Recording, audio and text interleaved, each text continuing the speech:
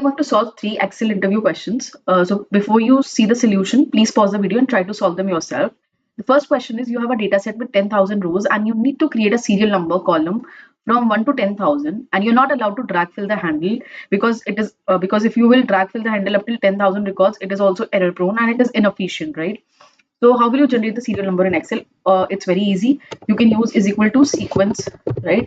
So it returns a sequence of numbers, tab, and since we want from 10 up till 10,000, so we can hard code the number 10,000 in it, 10,000, and close the bracket and this. So we get numbers, serial numbers from 1 to 10,000,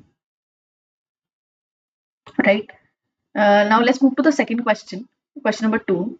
So question says that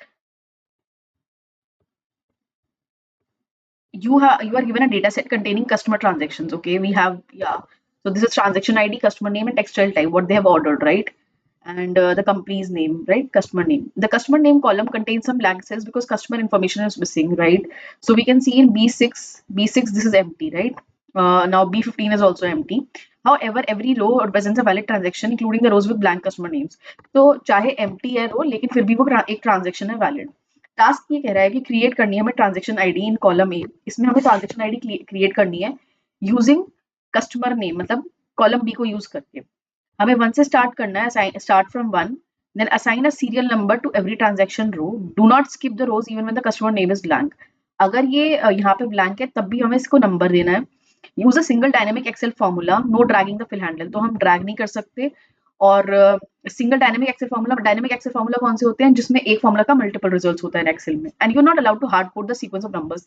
तो जो हमने last वाले task में किया, sequence में हमने 10,000 लिखा, hard code किया, वो भी हम नहीं कर सकते हैं. ठीक है, तो हम क्या करते हैं, इज इक्वल टू रोज. हम सबको पता है रोज फंक्शन रिटर्न कर रहा है नंबर ऑफ रोज. ठीक है, द डेटा जो भी उसमें रेफरेंस देते हैं. तो हमने ये लगाया, ये सिलेक्ट किया, कंट्रोल शिफ्ट डाउन एरो की, डाउन एरो की, डाउन एरो की, डाउन एरो की, डाउन एरो की, जब तक करते रहेंगे जब तक हमें ये यहाँ आ गए लास्ट वाले रिकॉर्ड पे. And we close the bracket and we enter, right? तो हमें 2000 मिल गया. अब इसको हम इंक्लोज कर देंगे सीक्वेंस में, टैब, और ये यहाँ पे ब्रैकेट बंद कर दिया. तो इस तरीके से अगर मैंने ये फॉर्मूला दिया तो मैंने हार्ड कोड भी नहीं किया सीक्वेंस के अंदर, मैंने एक डेटा रेंज दे दी, और ये डायनेमिक एक्सेल फॉर्मूला भी है, मैंने फिल हैंडल भी नहीं किया. और अब मैं इसको एंटर करती हूँ. सो वी सी दैट यहाँ पे ब्लैंक ट्रांजेक्शन था, बट फिर भी ब्लैंक कस्टमर नेम की इन्फॉर्मेशन नहीं है, लेकिन क्वेश्चन में दिया हुआ है कि एक वैलिड ट्रांजेक्शन है, तो यहाँ पे भी हमें नंबर देना है. तो वो हो गया 5, राइट? इधर भी 14 आ गया. So this is how we do it, right? हमने रो लिया, रोज, पहले रोज वाला फंक्शन लिया, उससे हमने सीक्वेंस को नंबर दे दिया, मतलब हमने हार्ड कोड नहीं किया, बट रोज के थ्रू हमने सीक्वेंस को आर्ग्यूमेंट दे दिया, right? Now, so in this third question, we have it says that you are given a data set of customer transaction. Let's see the data set. This is the textile data set, and you are given certain transactions, right? And every transaction has a customer name. There are no blank cells. इसमें कोई blank cell नहीं है. Let's check. Control Shift L करा हमने. Filter के drop down से हम check कर लेंगे. तो कोई भी empty cell नहीं है. Okay. हटा दिया filter.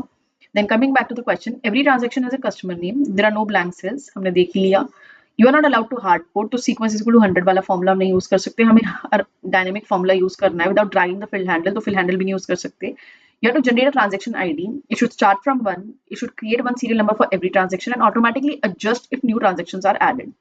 ठीक है, अगर मैं इसमें सेम फॉर्मूला यूज कर दूं, is equal to rows, tab, और ये control shift L, close the bracket, and then coming to the formula again, I enclose this rows into sequence. Sequence को मैं ये आर्गुमेंट में एज एन आर्गुमेंट दे देती हूँ जो रोज का आंसर है. ठीक है, तो अगर ये देखूंगी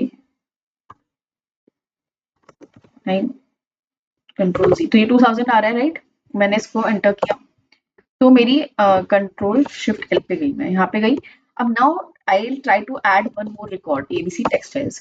तो ये क्या ऑटोमेटिकली अपडेट हो रहा है? नहीं हो रहा. But in the question it has been given in the bold that automatically adjust करना चाहिए अगर न्यू ट्रांजैक्शन ऐड हो रही है. तो हमारी कंडीशन तो फुलफिल नहीं हो रही. इसका मतलब ये जो हमने फॉर्मूला रखा है दैट इज रॉन्ग. तो कंट्रोल होम दबा के I go to the first cell, transaction ID A1.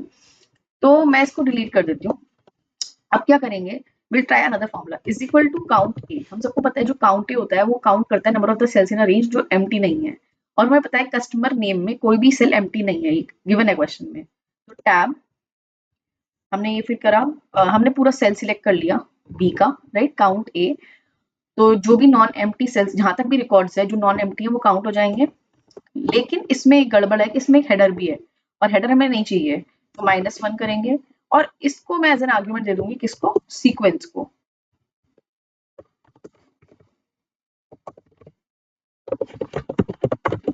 Tab, ठीक है, ये हो गया।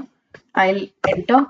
तो ये देखो अब ये मेरा हो गया। अब मैं आई control shift L and I come here.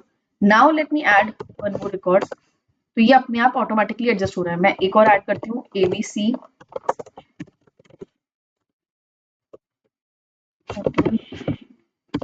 देखो अपने आप ऑटोमेटिकली एडजस्ट होता जा रहा है। क्यों? क्योंकि काउंट में हमने पूरा कॉलम बी दिया है। जब हमने सेकंड क्वेश्चन किया था तो वहां पे रो था और फिक्स डेटा रेंज थी, ठीक है, और यहाँ पे कॉलम बी है। जैसे जैसे कॉलम बी में आप नया नया टेक्स्ट डालते जाओगे तो वो ऑटोमेटिकली एडजस्ट करता जाएगा, जो कि हमारे क्वेश्चन में मेंशन है। सो इधर हमें काउंट ए का यूज करना पड़ेगा, count A which count all the non empty cells, right. So this is all, and please tell me, please share your score below in the comments, and also like and share and subscribe the channel. Thank you for watching.